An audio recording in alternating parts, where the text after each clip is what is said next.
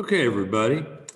Today we're going to learn how to do the Shannon index in Excel. And if you've never used Excel or a related CSV format program like Google Sheets to do mathematics, you are so missing out on making your life easier. Excel is essential once you get further up in a professional or academic career, business, economics, all the sciences, all the mathematics, you name it. So this is going to be a great introduction on how to not only use Excel to perform important mathematical calculations, but how to make your life just plain easier. So let's take a look at how we're going to do that. So here we have the core data from our problem of the day that we did on the Shannon Biodiversity Index. And if you're wanting the context of what this data means, go and check out that video. If not, let's just go ahead and move on. But I will just go ahead and say what we were doing is we were comparing two meadows for wildflower diversity between 7 species. And I didn't bother putting the names of the species here. I just gave the pure data.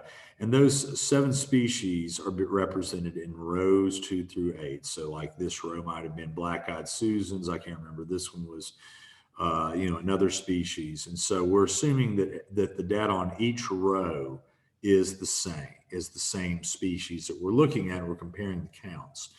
So what the biodiversity index does one more time is it's comparing data sets in a way that does what's called data transformation. It takes a lot of data and crunches it down to a composite number using a logarithm.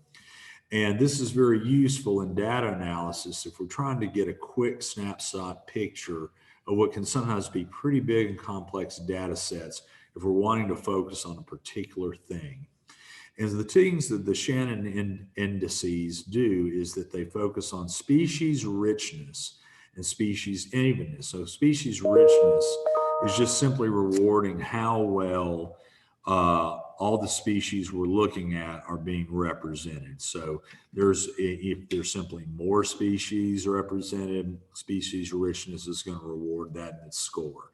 If we have a lot of species that have plenty of numbers of each, that pretty much rewards that in the data transformation. Species evenness, though, is saying, well, how similar are the numbers between all the members of a set? Why would this be important in ecology is if we're really looking at a group like wildflowers or frogs or birds, we're making sort of an assumption that we want healthy populations that are comparable in a community that we're studying. Now, this isn't always something that's desired in all cases, and so this type of analysis wouldn't be appropriate for it. But in this case, let's say that it is. And let's go ahead and get on business to the how to use Excel. Sorry, I digress so much. So we have 2 data sets, regardless of what they are. We're going to compare them. So what we're doing is we're taking the data of each set and we're summing it up, and then we're finding out the proportions of each species in its representation.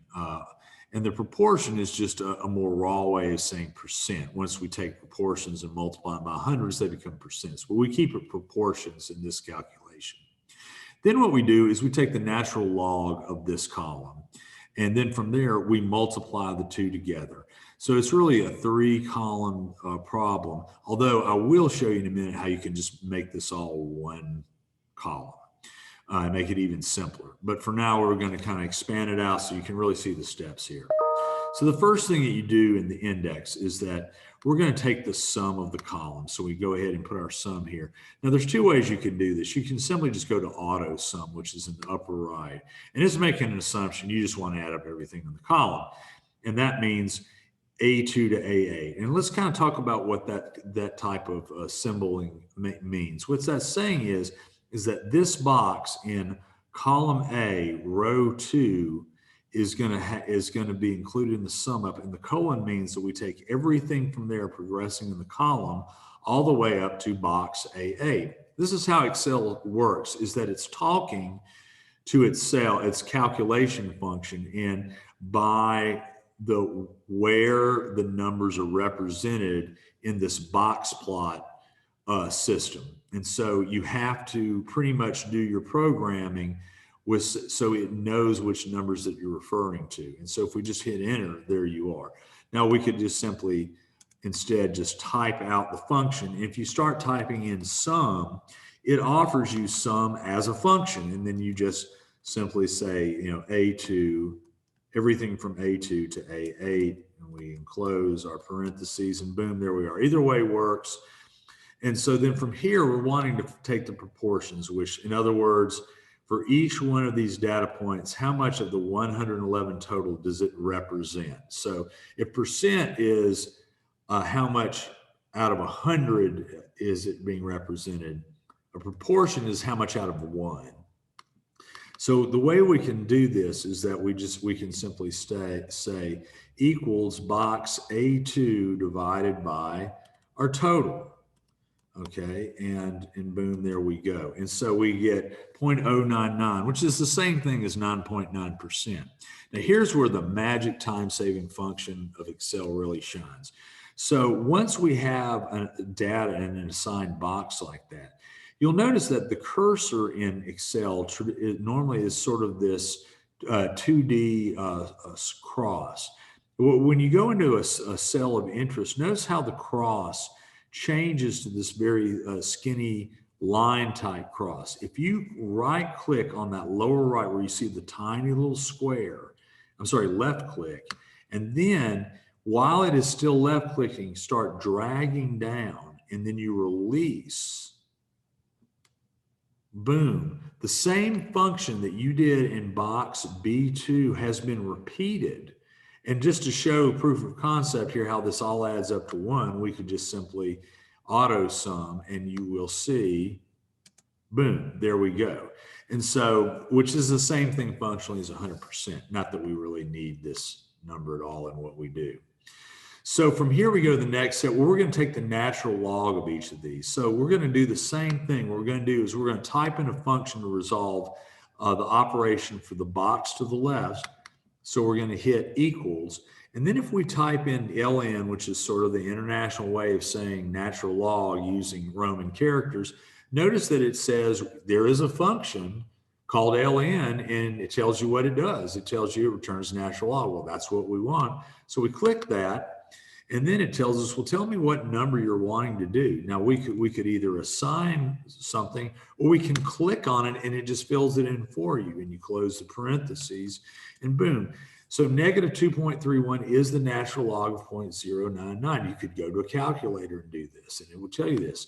And once again, what we do is we hover around that lower right corner of that box, and we left click and drag, and there we go. We've repeated the same function. That was so much faster than doing the calculation discretely for every single box. Now, watch this. We're multiplying this, for each row, this column to this column. We can simply pop in this. We can just simply say B2 times, and we're saying we're going to do C2, and forgot to put the equal sign. It won't recognize it as an operation. Equals B2 times C2. And notice how it's when the characters are colorized like that, it recognizes an actual box in the spreadsheet.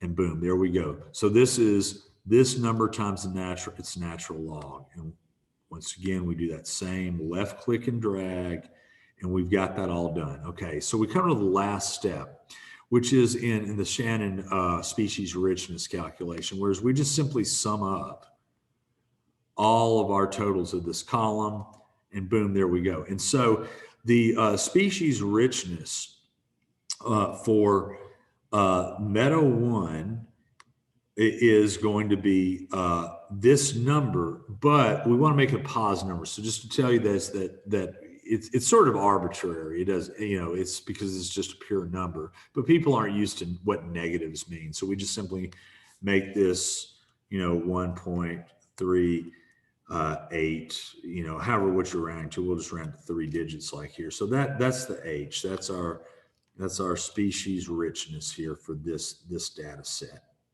Okay. And so we've now done it for species evenness. Okay.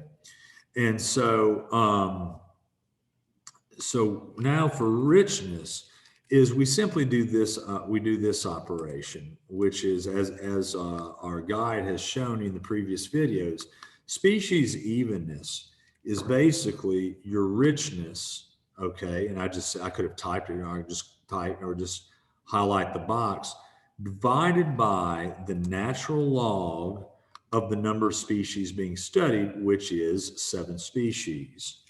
And I'll explain the importance of how this works and what this means. That's in the other videos. So there we go. The main point is that you're able to do these operations.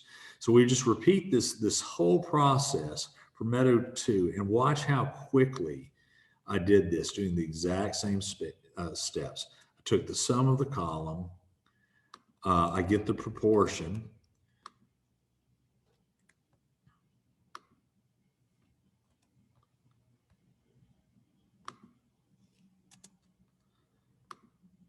I do my click and drag to get the same thing for, why is it not letting you do that?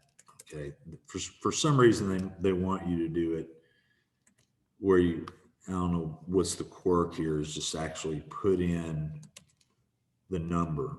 Okay, and let's see if that works in this case.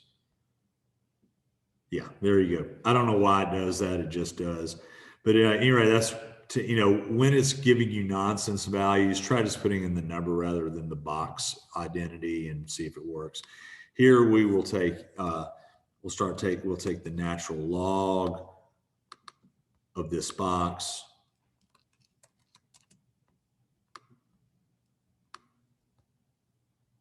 Boom. Then we take equals this box times this box. We drag the function down and apply to everybody else. We sum total it. That's our negative. Then we get our species root. We'll say this is 1.91. We negate the negative. Then we repeat the function for evenness equals this divided by the natural log of 7. And this whole process basically took a minute. So hopefully you can really get the idea of not only that Excel can do a lot of functions like a calculator, but by using that left click and drag function, it does these operations in instant time rather than you calculating it out over and over again and just filling up columns slowly. If you'll see, like this round took about a minute. If you had done this in a calculator by hand, every single box, this probably would have been, even if you're pretty quick, probably about 5 or 6 minutes or something like that. But at any rate, hopefully that's useful. We're going to be doing more stuff with Excel and just show you just the many, many things that you can do with Excel. And hopefully you'll start making these CSV type programs like Excel and Google Sheets more part of your typical academic practice in math and the sciences. All right, thanks for stopping by.